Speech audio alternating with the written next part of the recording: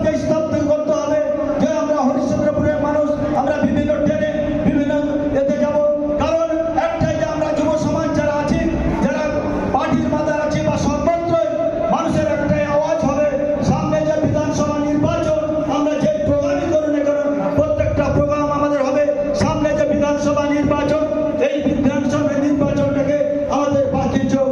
আপনারা জানেন যেভাবে আমাদের মাননীয় মুখ্যমন্ত্রী মমতা বন্দ্যোপাধ্যায় একের পর এক সর্বমানুষের সর্বধর্মের সমস্ত মানুষের যেভাবে পরিষেবা দিয়ে যাচ্ছেন ৭৯টা প্রকল্পের মধ্য দিয়ে, এটা কিন্তু মানুষকে আমরা যারা আপনারা যারা যুব তারাই কিন্তু তুলে ধরতে পারবেন।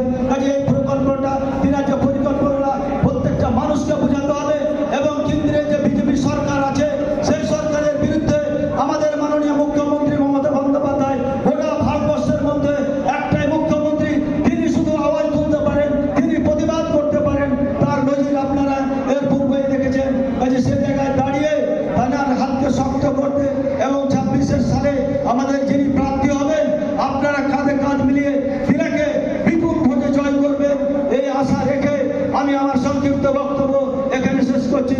ধন্যবাদ। তৃণমূল কংগ্রেস জিন্দাবাদ, তৃণমূল যুব কংগ্রেস জিন্দাবাদ। ধন্যবাদ। অসংখ্য ধন্যবাদ। আমাদের মাঝে উপস্থিত হয়েছে ইতিমধ্যে আমাদের সকলে